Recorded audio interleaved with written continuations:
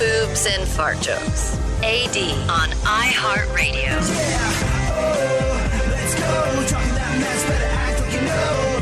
Oh, let's go tonight. Walk away, punk, yeah, bitch. That's right, I know this. You're nothing but a punk, bitch. You're nothing but a punk, bitch. So walk away, yeah, yeah. So have you seen this new social network, Yik Yak? Funkhouser and I are talking about it. Like, being in radio and media, it's now my job to make myself familiar with all the new platforms available. So I dutifully downloaded Yik Yak, and I opened it up a little while ago, and it seems to be mostly complainy college students. But the thing is, it's anonymous. Like, there's no record of who you are, where to find you. You don't have a name. It's just random sort of like quotes and things of that nature. So, when you're anonymous, I guess it's kind of like Reddit, where you don't necessarily know who everybody is. You know, there's not like a profile picture and all the above. But I'm always the one that's trumpeting on about, you know, how every version of religion has some sort of passage in it where it suggests that we were put here on earth to help one another out and be good to one another. You know, the story of Cain and Abel. Yeah, you're totally your brother's keeper. I put you on the earth to watch each other's asses. And the Dalai Lama saying similar things about our greatest purpose in life is to help others.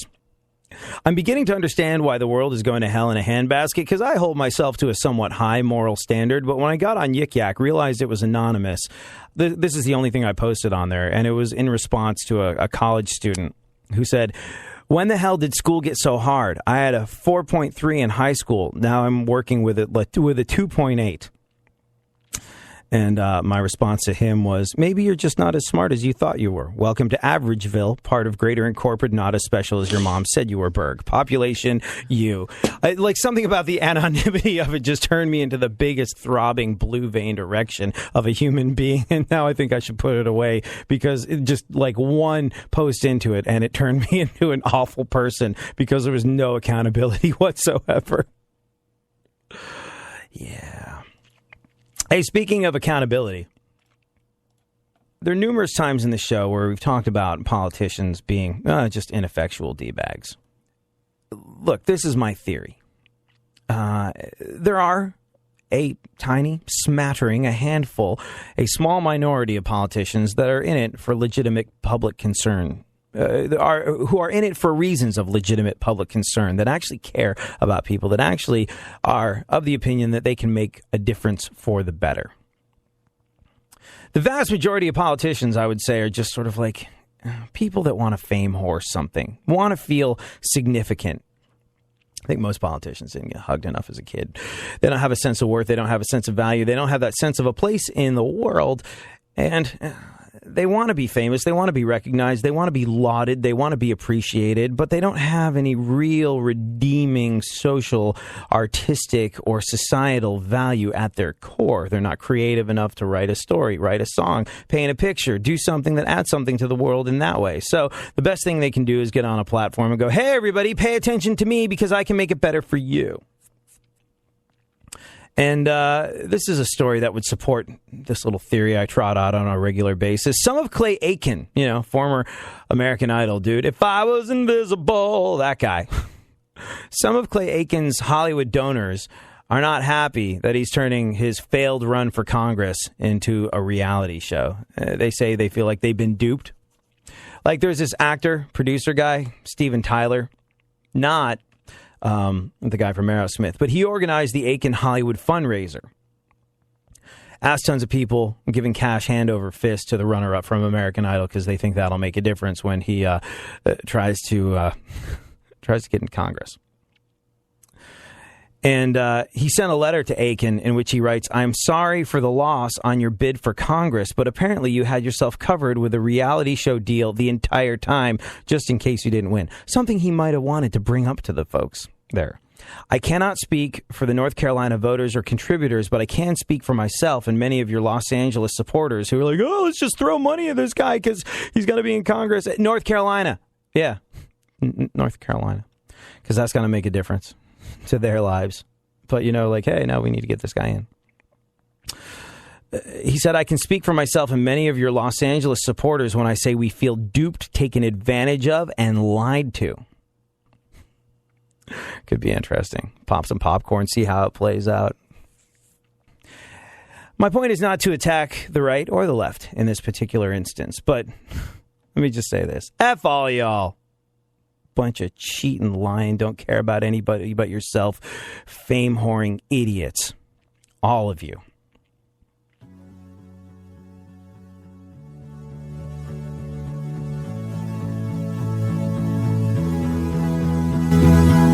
Yeah, buddy, rolling up in H-Town, always hot enough to do it with the top down. Cool breeze, palm trees, tonight it's all good in the 713. Whoa, 713, whoa, 713, whoa, 713. I live in 212, now live in 713. Well, here I am with the H-Town jam. Came to the city with a master plan. H-Town is my home wherever I'm at. My return to the land of the Astrodome. People go like ice by TV Johnny. Treat you the same if you don't got money. Don't hardly ever gonna look at you funny. 8 days out of 10, it is always sunny. 7 to the 1, 1 to the 3. Come on everybody, rep the city for me. 7 to the 1, 1 to the 3. Come on everybody, rep the city for me. Whoa, 713, whoa, 713, whoa, 713. I live in 212, now live in 713. Whoa, 713, whoa, 713, whoa, 713. I live in 212, now live in 713. Well, what's up, punk ass kid from the 212? From New York City, so gritty, I'm steady coming at you. But I got a south in my mouth, I emigrated, I made it. And in the H I can shine, in NYC I was faded. New York to H-Town is a move I made. East Coast to Third Coast, and I'm glad I stayed. New York, that's where all my dues were paid. But now in H-Town, I got it made. 7 to the 1, 1 to the 3. Come on everybody, rep the city for me. 7 to the 1, 1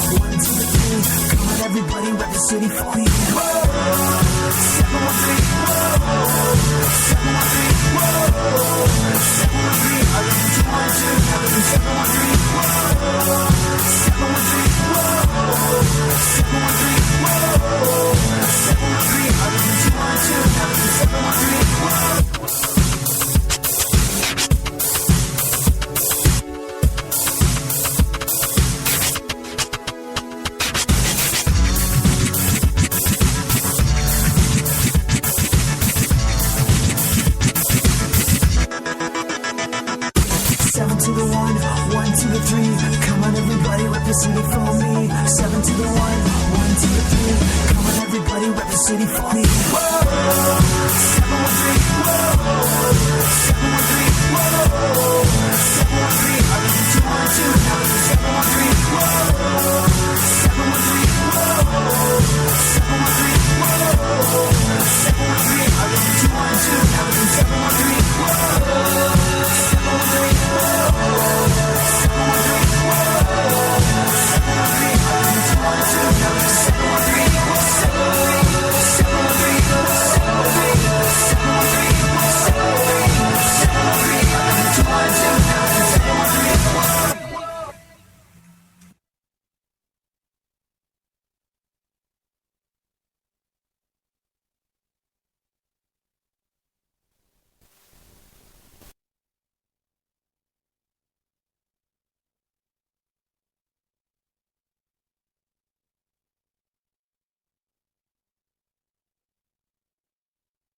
Some people are, well, kind of moping about in the foothills of life. Maybe that's you, maybe that's some of your classmates, but some folks are, like I said, they didn't exactly go with the gusto when they left high school. They maybe meandered around, went in and out of a couple of jobs, thought about going to college, and essentially they're still living on futons and eating off of milk crates and things like that.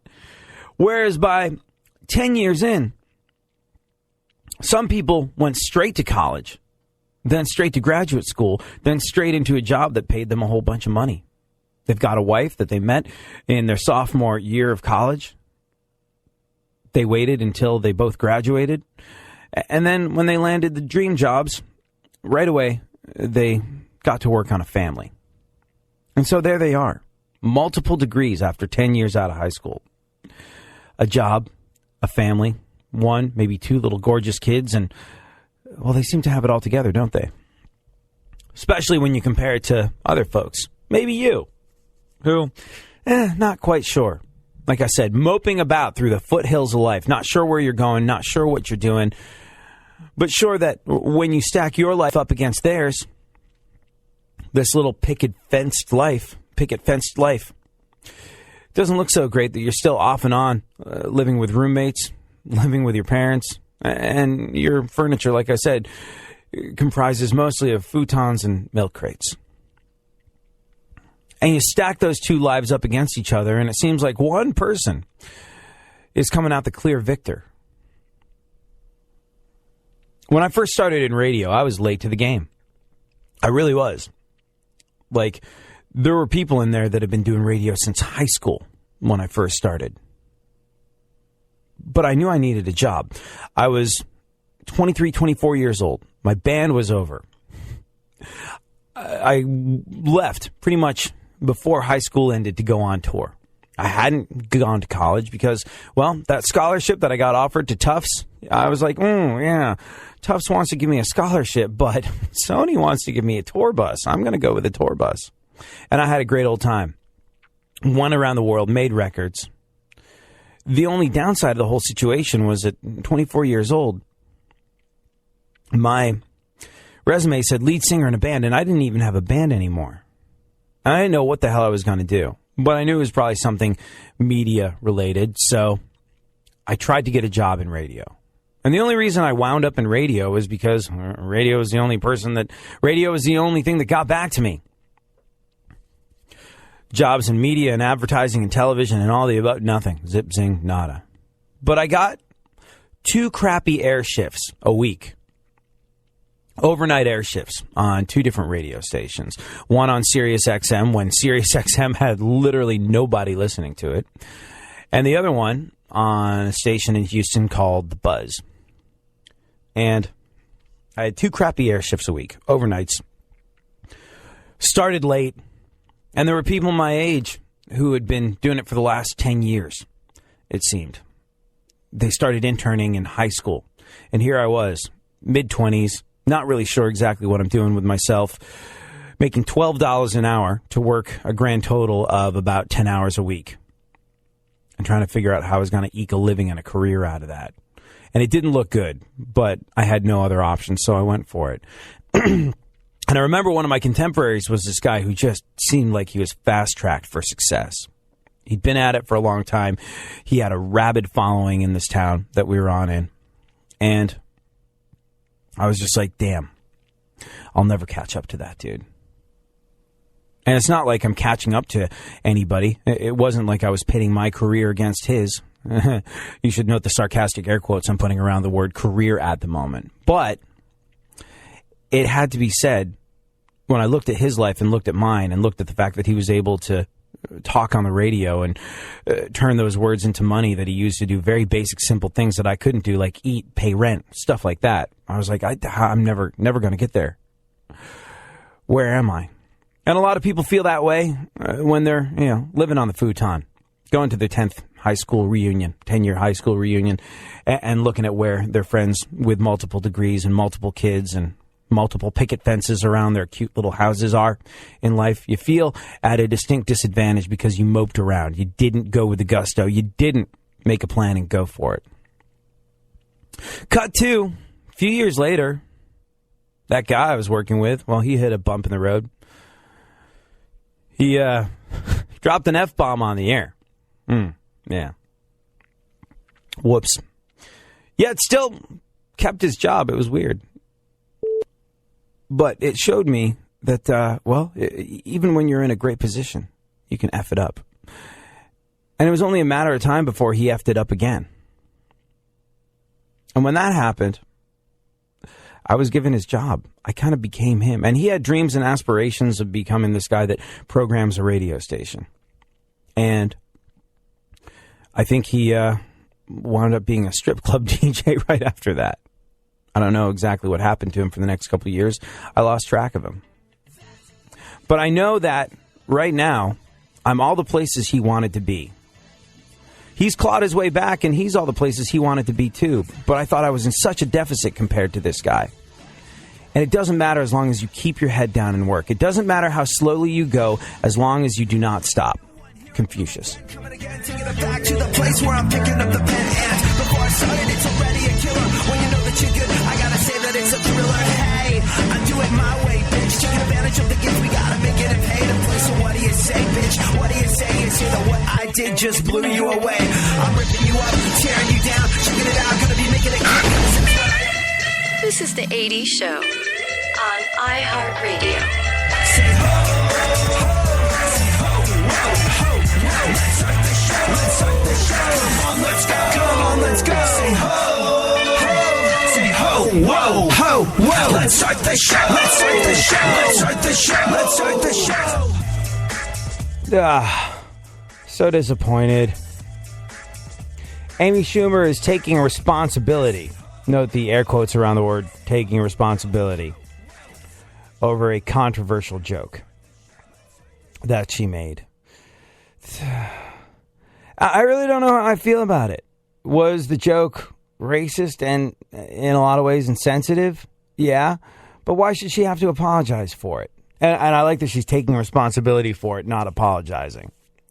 I appreciate the fact that she's framing it up that way, going, I'm not apologizing, I'm evolving as an artist, and I understand why that's the sort of thing I won't be doing anymore. What was the joke? Who was she potentially offending? Have you been following this? We'll wait and see. We'll get into it a little later on in the show. But anytime a comedian apologizes for something that is comedy, clearly in the realm of comedy, I feel like an angel has had its wings ripped off, and we have become an overly wussified society. And look, I am Mr. Err on the side of caution. I never want to offend anyone. I have malice in my heart toward nobody. But when comedians are being policed, that's like, you hear that guy Trevor Noah, the new host of The Daily Show, who, by the way, to me, not funny. Like, I actually was like, oh, cool, this is a new Daily Show guy. I'm going to watch his stand-up special. Watch the whole thing. He didn't coerce one chuckle from yours truly. So there's that. But he did say one thing that was very interesting. He was like, comedy is like kind of a new thing. When they got rid of apartheid in South Africa, with that came the legality of expressing yourself the way you wanted to express yourself. You couldn't do it. You couldn't do it while there was apartheid in South Africa. So the idea of being a stand-up comic didn't exist to South Africans. Being a stand-up comic was something that was illegal, for fear that you might say something that was, deemed to be illegal. But who knows? There's all sorts of reasons why the societal rules of apartheid were in place. I'm not saying I support them, but there was a logic to them, twisted and bigoted though it might have been.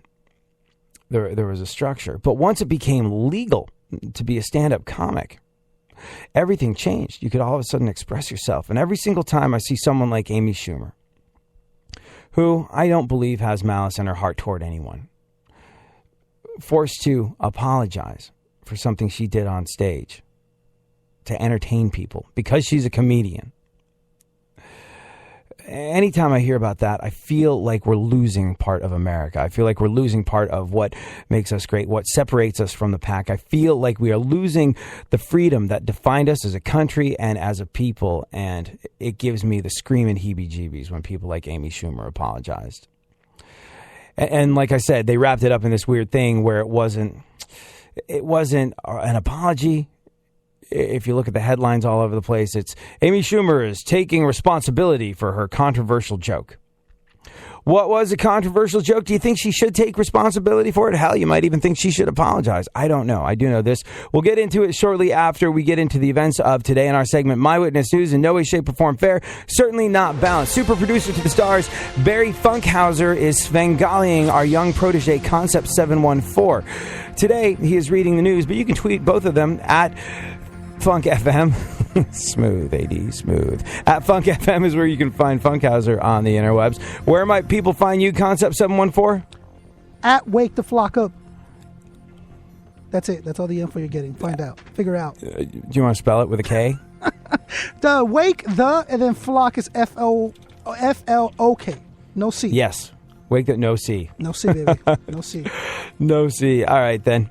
Funkhouser and Concept 714. Oh, by the way, it was Funkhouser's birthday yesterday. Happy birthday, Funkhouser! Yay! Thank you. I'm 21 today.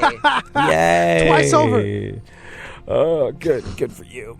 Oh. So many candles on that cake, AD. So,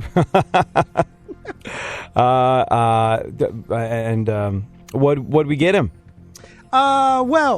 Besides the midget stripper, I got a lot of coffee. Blah, blah, blah, blah. Been drinking a lot of coffee today.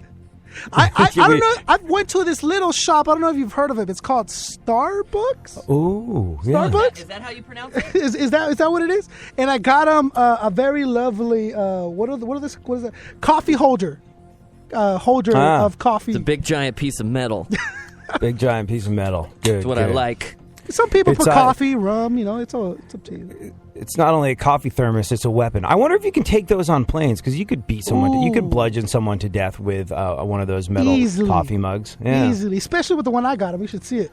It looks like you store like uranium in it. I have one that it holds like a half a pot of coffee or 3/4 of a pot of coffee. It's big. I think it's called a big boy. Where is it right now? We're not discussing where it is right now.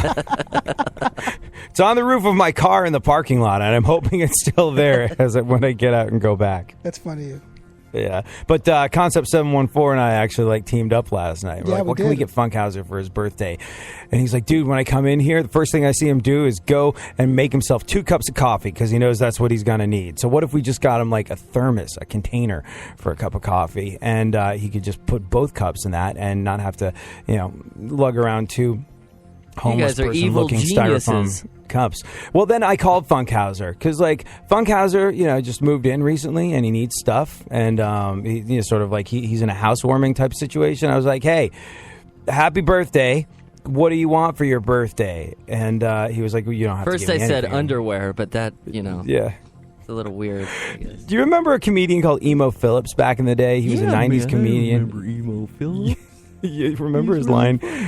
It was my birthday the other day. Made out like a bandit this year. Got some new underwear. Well, new to me. But I was like, all right, Funkhouser, I was thinking of getting you, wait for it, and it's incredibly original, a Starbucks gift card. A lot of thought into that one, huh, AD? Yeah, uh-huh. And then, I actually think a Starbucks gift card is a great gift, and I'll tell you why. It's just Starbucks. Can't go wrong. Well, I mean, or Jamba Juice or any of those places where you pay entirely too much money for caffeine or a smoothie or a cup of tea or whatever the hell it is. It's just oh, yeah. A medium, $26. That seems legit. So, anytime you have a place like that where everybody goes and everybody drinks their coffee or everybody drinks their smoothie, I think a gift card is great because everyone feels like a little piece of them dies inside when they use their own money on it. But if you get a gift card, you're like, yay, coffee! This represents a good financial decision, not, fiscal suicide. But so I think a Starbucks gift card is really good, and you guys can keep that in mind for my birthday in September. But here's the thing. I was like, you need other stuff, right? He's like, I do need sheets. I was like, oh, okay, maybe I'll... Hold on a second. A dude doesn't get another dude's sheets. That just doesn't seem right somehow. This feels so understand.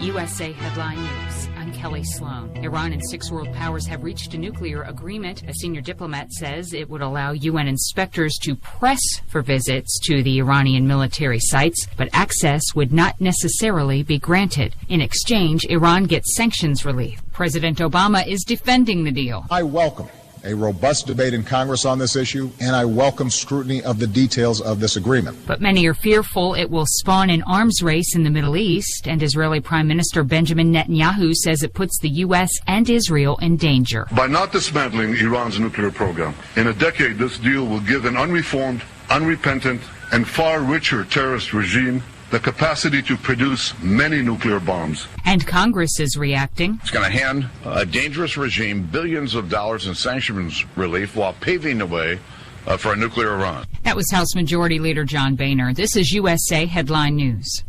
Do you have federal student loans? Would you like to lower your student loan payments or possibly have a portion of your loans forgiven? If you owe $10,000 or more, you may qualify for the government's income-based program, which means you could pay as little as $5 per month. If you're behind, late, or even if you're in default on your federal student loans, we can help consolidate your student loans into one affordable monthly payment and cut your payments right away. Federal Student Loan Services provides student loan relief, getting you relief from your federal student loans fast. If you owe $10,000 or more on your student loan, call our established student aid toll-free assistance line right now at 800-669-0290. Once qualified, we can fix your student loan problems guaranteed, and there is no credit check. Call 800-669-0290, 800-669-0290 now. We've helped thousands of people just like you fix their student loans. Our specialists are waiting for your call.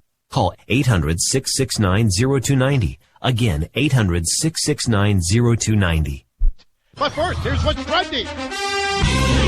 In baseball, they had a new bracket-style format and a clock for each round at the annual Home Run Derby. Definitely was a different look, but in the end, it was about the balls leaving the yard, and nobody did it better than Todd Frazier of the Reds, who wins the competition in his home ballpark in Cincinnati, beating out Jock Peterson of the Dodgers. 15-14 was the final score. Frazier is the first player from the host city to win the Home Run Derby since Ryan Sandberg did it in Chicago for the Cubs 25 years ago. The starting pitchers for tonight's All-Star game have been announced. Zach Greinke of the Dodgers gets a start for the National League against Dallas Keuchel of the Astros, who will start for the American League. And you can see the 86th annual Major League Baseball All-Star game tonight. It's on Fox with coverage beginning at 7 Eastern Time. College football, the attorney for Florida State Seminoles running back Dalvin Cook claims his client did not punch a woman outside a bar last month and that battery charges against his client are the result of pressure in Tallahassee based on recent high-profile cases in the media involving Florida State football players. I'm Eddie Garcia. We are Buzzworth!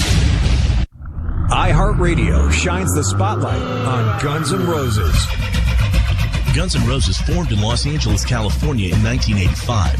The classic lineup, assigned to Geffen Records in 1986, consisted of vocalist Axl Rose, lead guitarist Slash, rhythm guitarist Izzy Stradlin, bassist Duff McKagan, and drummer Steven Adler. The band released 6 studio albums, accumulating sales of more than 100 million albums worldwide. A year after its release, Guns N' Roses' debut album, Appetite for Destruction, reached number 1 on the Billboard 200 on the strength of the hit Sweet Child of Mine.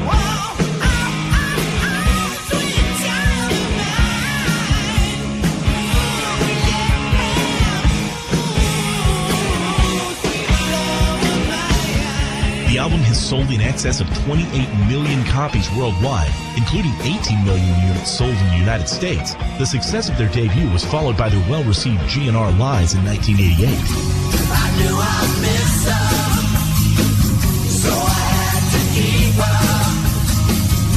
She's buried right in my backyard. Keep listening to iHeartRadio for more Guns N' Roses coming up.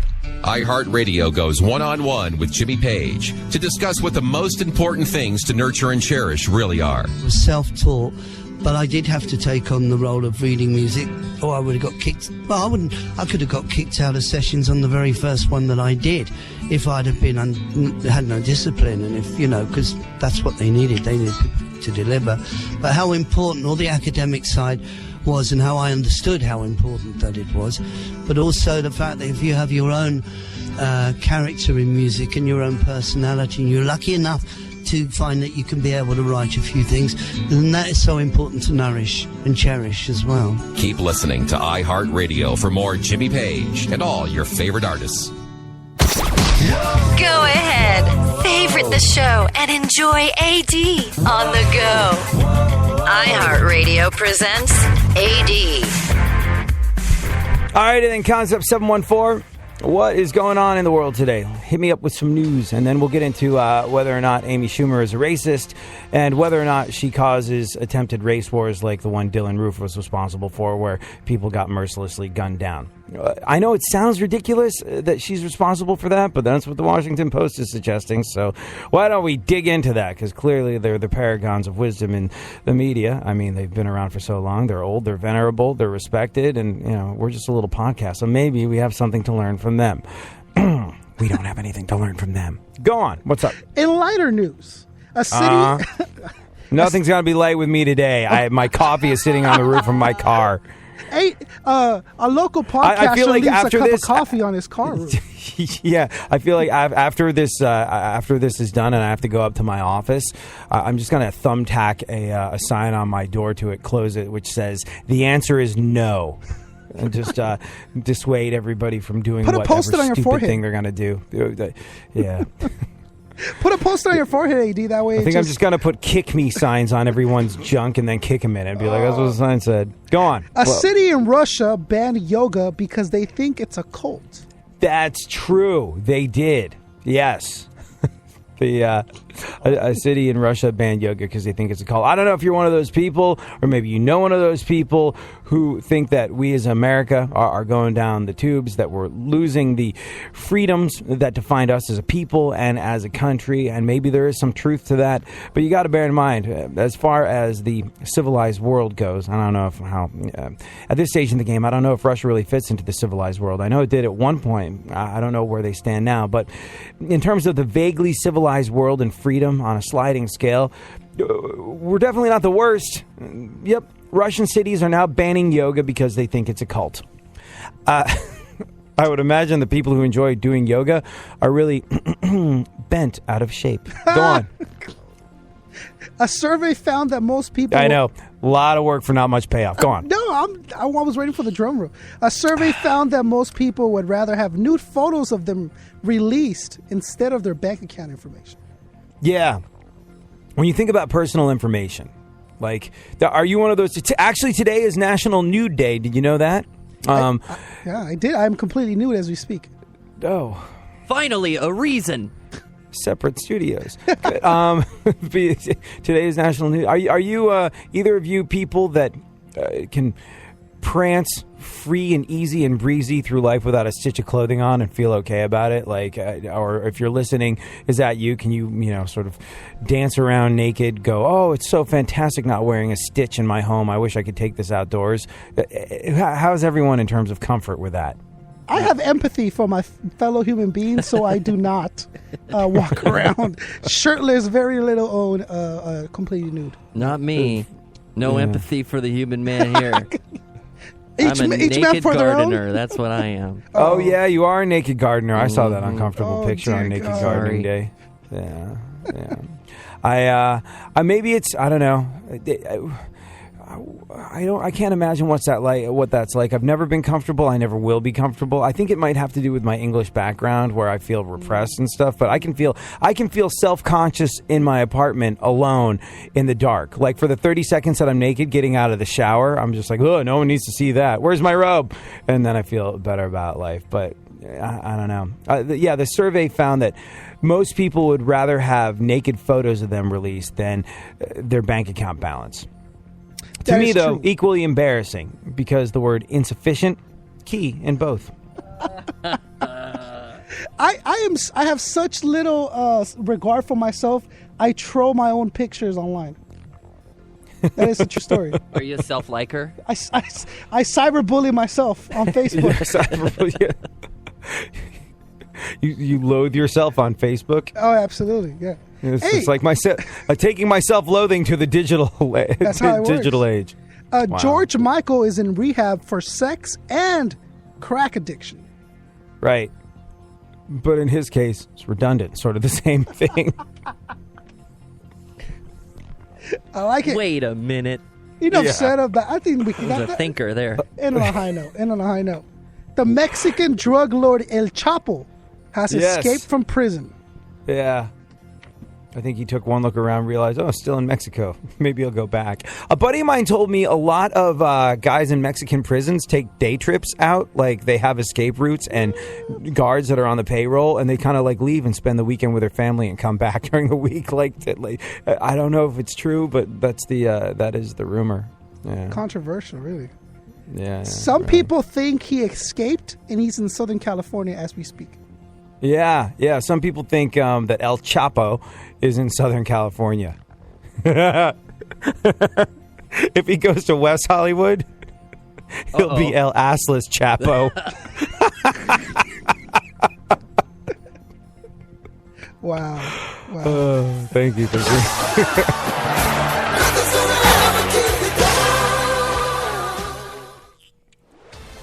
go on. Okay, let's see What what else? we got here. Okay, here we go. Man, a lot of this guy's really in the news today. Several prison guards are being questioned over the mysterious escape of El Chapo. Yeah. Especially the prison guards who are now El Richo. You are on fire today, my friend.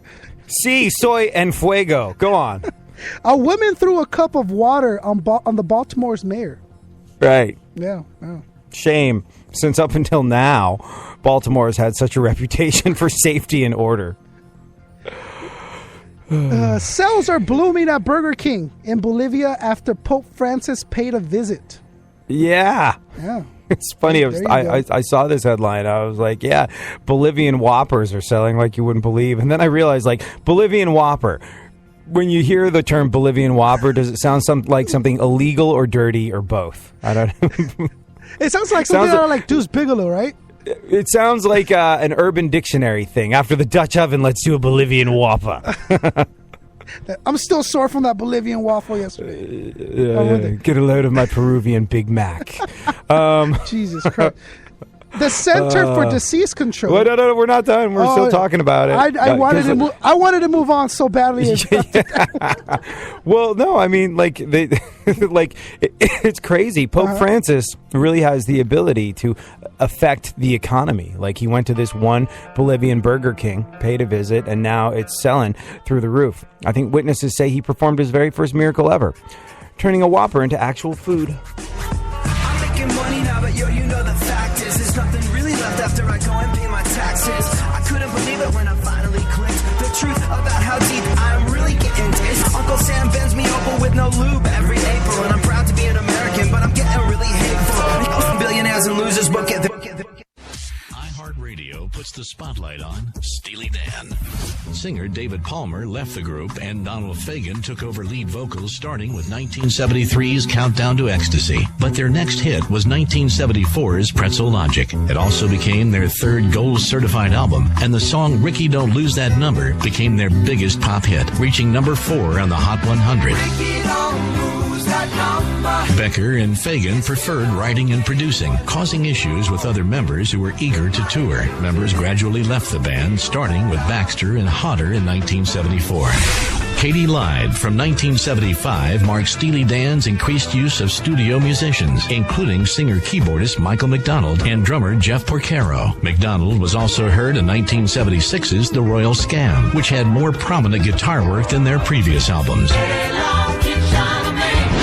Asia from 1977 would become their best-selling album and their first platinum record. The title came from the name of a friend's wife and showed a stronger jazz influence on their musical style. The song Peg was a hit for the group, peaking at number 11. It was also the last album for Diaz, who left the band that year.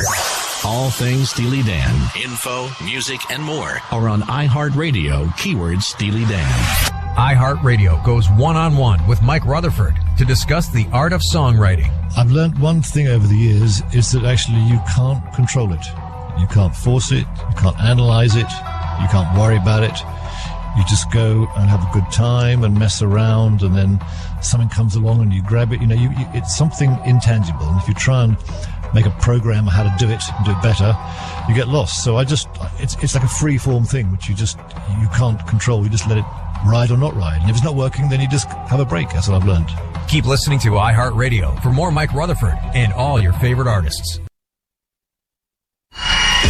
Delivering fascinating subjects, interesting talk, and boobs and fart jokes. AD on iHeartRadio.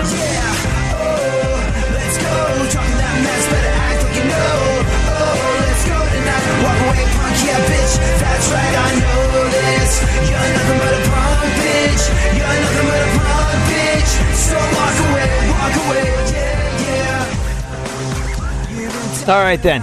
Couple more pieces of news, and then you and I will discuss whether or not Amy Shumer is racist. We'll also discuss whether or not Amy Shumer caused Dylan Roof to go kill a bunch of people, because that's what the Washington Post is saying. And, you know, on the face of it, it just seems like complete and utter garbage. But, you know, they're the Washington Post, so clearly we should stand up and pay attention to the stuff they have to say. What's going on? Concept 714. What else is going on in the world besides it being the day after Funkhouser's birthday?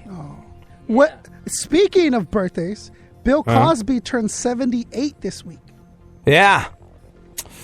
Cosby's birthday parties are the opposite of everyone else's. He's the only one that remembers what happened. Yeah, I never remember when his birthday is. Do you? For some reason, I can't. Yeah. Despite all his troubles, though, Cosby is he's remaining bright, sunny, optimistic. He still looks at the Quaalude-laced glass as half full.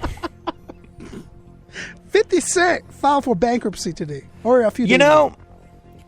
Concept 714 has a really awesome podcast called Wake the Flock Up. And on it, the very first time I ever listened to it, I remembered he was talking to the rapper Wax. And Concept 714 is saying, there was an amount of money that you were talking about somebody making. And you're like, if I made that much money, I'd be set for life. And Wax was like, you don't know that, though, because things change. You get money, things change. You don't know that. You can't say that with all certainty, because Wax is probably making more money than he ever thought he would make at this stage. And he's realizing that there's taxes, there's paying a whole band, there's, operational costs to be a touring machine, there's, health insurance, there's all that, you think that if you have this much money, you're going to be set. And then when you have that much money, the goalposts tend to move a little bit. But if you guys, and I'm not asking you to blurt it out on the air, but if you guys had, and if you listening had to pick an amount of money that you would have to have in the bank to feel like, okay, that's it for me. I don't ever have to work again if I don't want to. Like the scratch off lotto card says, I am set for life. Do you have an amount of money that would be? I think the average would probably be and it'd be ridiculous, but 10 mil, right? I'd say 41 million. That's my number. That's insane. That is an insane amount of money. Not to work for the rest of your life? I got a lot of rest of my life. I need a lot of million. You couldn't do it with 10? No, that's what you think. Really? We've seen what you eat. Have to get it. Yeah, well. Got 15 good years left, tops. I think 10 would be a good. I mean, you know what, though? You know what it is that because people retire early, they don't live as long. So if you had a minimal amount, but a good amount to still keep you going, if you had 10 mil, right? It's still enough to want to pursue more future goals. At 40, you're just throwing in the towel. You're like, I'm out of here. 40 million, why try? Well, that's the number. It's the number is what number will make you never work again. Yeah. I'd say more than 10. Concept 714, 10 million. That's it's a lot of cheese. Yeah. That's a lot. Yeah, you can buy one house in Southern California with that. Yeah, 10 million. I wonder if, so if you got to 9 million, it'd be like, not enough. This sucks. Total BS. I'm out of here. My wish genie is a shill. Only because 50 Cent. This is a guy that's been making $30 million a year plus for years and years. Sometimes more, sometimes less. But I hear he's averaged for the past 15 or so years about $30 million a year. And he's filed for bankruptcy. I guess he lost all his money because he kept on partying like it's his birthday, even though it was, in fact, not his birthday. Wow. Early 2000 reference. I like it. Yeah, thank you very much. See, wait. You're going to like this concept. For years, with regard to his financial situation, things for 50 Cent were going fabulous. But now his finances are just ludicrous. Wow. You would think a guy who made so much money would exhibit more common sense. But what? Did he?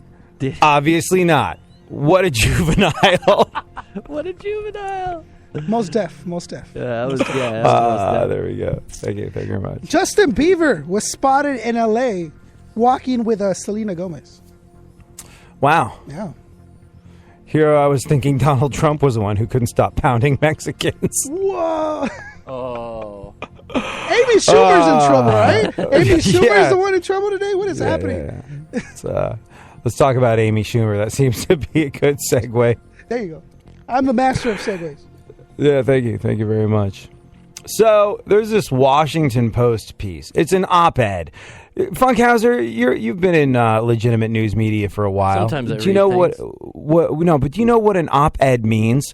It means it's being published by the Washington Post, but it's not a staff writer. It's just someone who, they give them a one-off to. Is that what it is? Optional edition or something. Yeah. It's Yeah. So, anyways, but Washington Post is pretty much owning it. From their Twitter account, don't believe her defenders. Amy Schumer's a racist. That's what they're saying. There was this article written by Stacey Patton and David Leonard.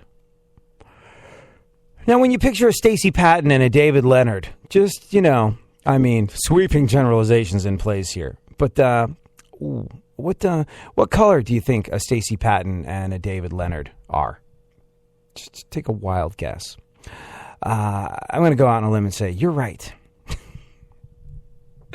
Anyways, Stacey Patton and David Leonard for the Washington Post, defenders of every minority that they're not, crusaders for racism that doesn't affect them, have gone on the record saying America's soil of racism is fed by jokes and speeches, stereotypical images, and symbols like the Confederate flag. They say that Rush Limbaugh, Donald Trump, and other members of the Republican Party regularly disparage people of color and claim they're simply telling the truth. They say, like, they do that. Schumer can use comedy as a protective shroud to deny the harm and hurt caused by her jokes. They say a joke is considered benign, especially when told by a supposed white liberal feminist. We can distance ourselves from the anger, from the harm, from the ideology, and from the hatred of the extreme, but also find comfort in the same anger, ideology, and hatred that is, quote unquote, just a joke. Now, this is where the wheels come off. They said this rhetoric isn't just ugly, it contributes to a worldview that justifies a broken immigration system, mass incarceration, divestment from inner city communities, that rationalizes inequality, that buttresses persistent segregation and violence, yet nobody wants to take responsibility for spewing rhetoric that breeds the fear that results in soaring gun purchases, that inspires monsters like Dylan Roof to craft a manifesto with deadly consequences. See what they did there? They're like, okay, Amy Schumer made a joke that could be deemed racist. How can we tie it to something that is of actual significance, like Dylan Roof going and murdering black people in a church in an attempt to start a race war? You see how tenuous and tight-ropey that link was that caused them to, that led them from Amy Schumer to a mass murder, a hate-driven mass murder. You effing tools. Yeah, look, you might think Amy Schumer's hilarious. You might think she's not that funny. I happen to find her to be hilarious. And, it's not an ideological thing. It's that she makes me laugh really, really hard.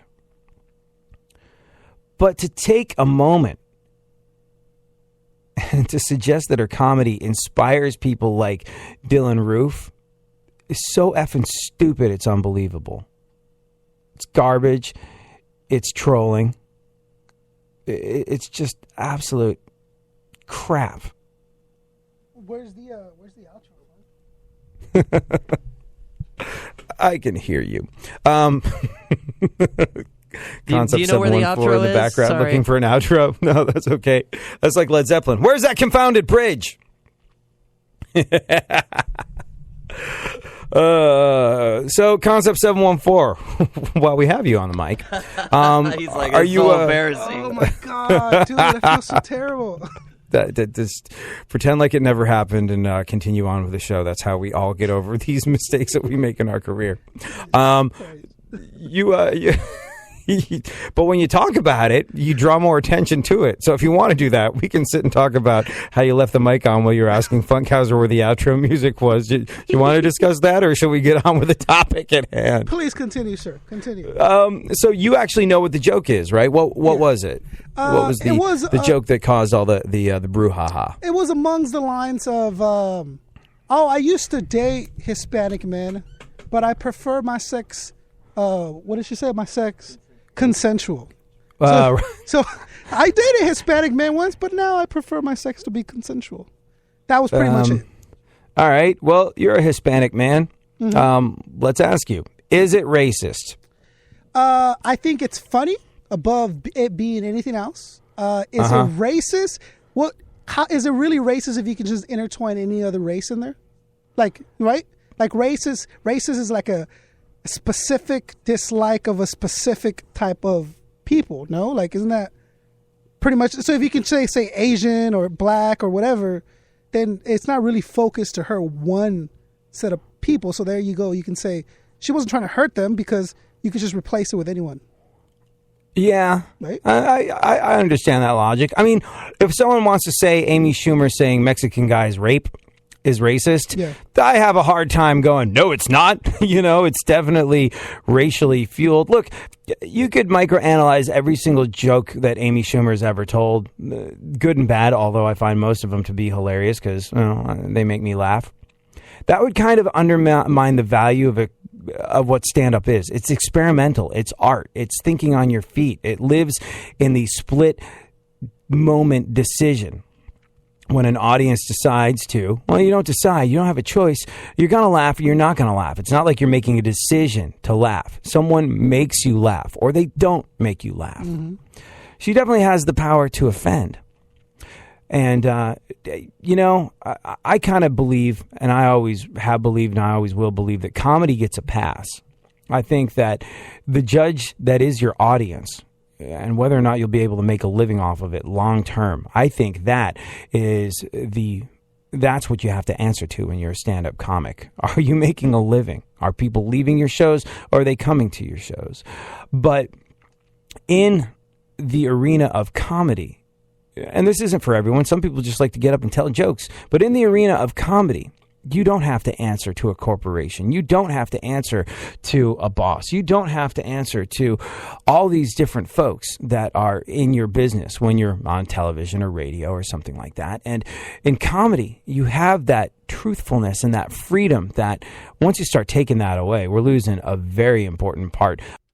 The world go round. I think comedians are in a unique position to affect positive change by being able to speak the truth, and to take that away from them, it would be a giant mistake. Yet that's what's happening in the court of public opinion.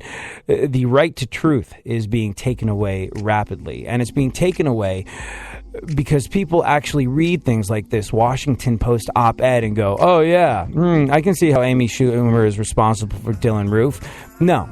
Op-ed, Washington Post op-ed by two white people that couldn't be less qualified to write about any of this. They're trolling. They're looking for something. If they were to just search their souls and write a story about how something like Dylan Roof happened, they would come up with nothing because they're useless, empty vessels. They're riding on Amy Schumer's coattails, and they should suck it. And by it, I mean my junk.